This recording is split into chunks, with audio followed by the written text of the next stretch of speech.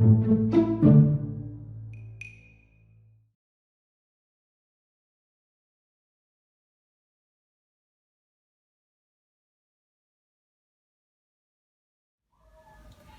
en este video vamos a empezar a estudiar la humedad.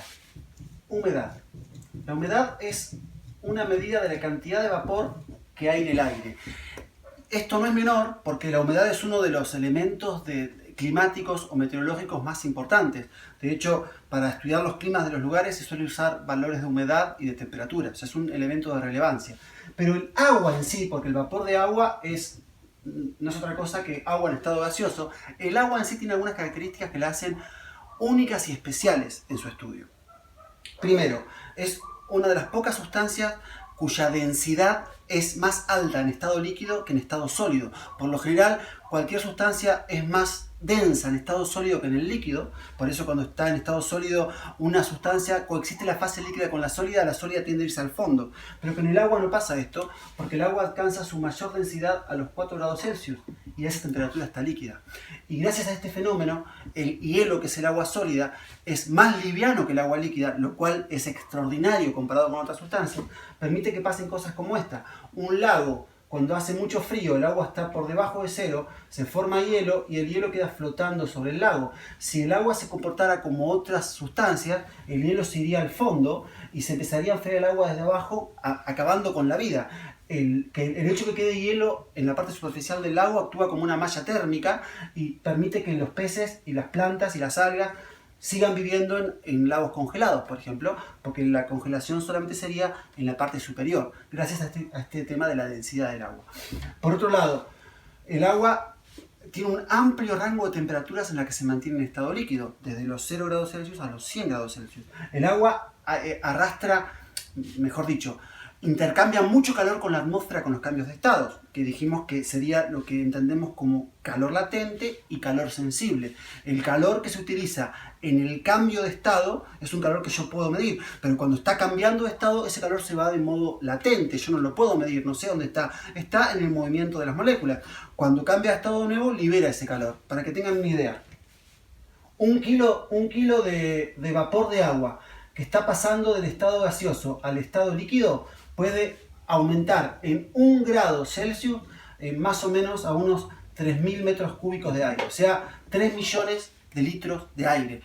1 kilo de agua, para que se den cuenta la enorme cantidad de calor que puede arrastrar, mejor dicho, que puede intercambiar con la atmósfera el agua. Esta humedad, que sería entonces el contenido de vapor que tiene una masa de aire determinada, se puede medir de muchos modos distintos. El instrumento para medirlo se llama ciclómetro o ciclógrafo, dependiendo si lo que hace es una medida al instante o una medida continuada. ¿De qué modo la podemos medir? Por ejemplo, podemos medir la humedad absoluta. La humedad absoluta es una relación, siempre va a ser entre el vapor de agua y el aire. En el caso de la humedad absoluta serían metros cúbicos de aire, o sea, un volumen de aire y una masa determinada de agua que por definición es el kilogramo. O sea que uno podría decir, la humedad absoluta son los kilogramos de vapor de agua que hay por cada metro cúbico de aire, o podría entenderlo conceptualmente. La humedad absoluta es una masa de agua sobre un volumen de aire. Y acá tengo un pequeño inconveniente en este modo de medir la humedad. Imaginen que yo estoy midiendo una parcela que está en contacto con la superficie. Vamos a dibujarla como una burbuja. Obviamente que es un concepto teórico, porque no es que hay una burbuja en el aire realmente. Pero vamos a imaginarnos que es esta burbuja. Y le mido la humedad absoluta. O sea, lo que hago simplemente es pesar el agua que hay y dividirlo por el volumen que tenga esa parcela que estoy analizando. Si este aire asciende, sin intercambiar agua con el entorno, al ascender la presión disminuye, por lo que la parcela se va a hacer más grande, sin que gane masa, sin que gane materia. Y si la masa es más grande, el denominador es más grande. Y si el denominador es más grande, la humedad absoluta va a bajar, por más que no haya perdido agua la masa. Es por eso que la humedad absoluta es un valor que no me sirve para analizar cinéticamente masas de agua. Otro modo de medir la humedad es la razón de mezcla. Tengan en cuenta que todo lo que estoy diciendo son diferentes modos de medir lo mismo. La razón de mezcla es prácticamente igual a la humedad específica. Es una masa de agua sobre una masa de aire, solamente que en este caso el aire está seco. Es decir, no está contabilizada el agua en la masa de aire. Por eso suele tomar valores que son un poquito mayores que la humedad específica, porque el denominador es menor. Bien, hay más. De hecho, hay una que es importante que por ahí cuesta entenderla, que es la presión de vapor. La presión de vapor no es otra cosa que... Vieron que la presión atmosférica es la suma de todas las presiones parciales de todos los gases que compone la atmósfera. O sea, la suma de la presión de nitrógeno, de la de oxígeno, de la de argón, de la de agua, de la de dióxido de carbono. Bueno, la presión de todos esos gases sobre nuestras cabezas.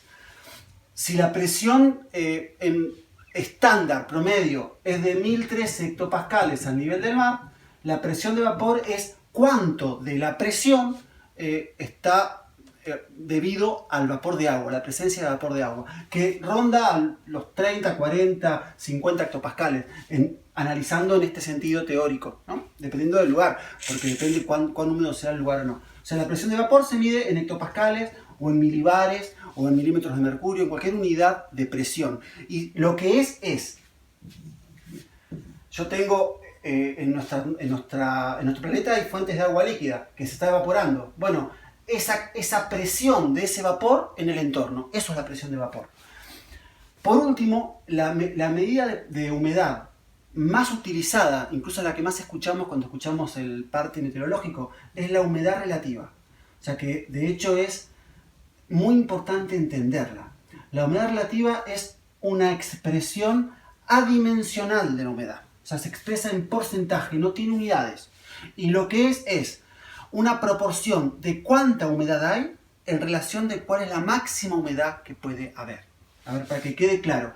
Yo podría elegir cualquiera, pero se suele utilizar la presión de vapor para expresarla. Entonces, la humedad relativa va a ser la presión de vapor real, o sea, que yo la puedo medir con un aparato, eso, sobre la presión de vapor de saturación a una temperatura determinada por 100. O sea, es un porcentaje. La humedad relativa puede tomar estos valores. Puede ir de 0 a 100.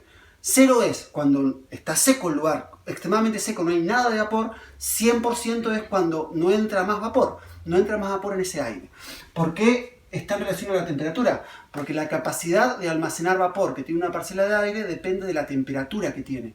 Cuanto más caliente, cuanto más cálido está el aire, más vapor puede contener. Cuanto más frío está el aire, menos vapor puede contener. ¿Y qué pasa cuando un aire no puede contener más vapor del que tiene y le sigue entrando aire? Que no puede entrar. El vapor cambia de estado y se hace líquido, condensa. Esto ustedes lo pueden ver en las mañanas de invierno, cuando salimos a la calle.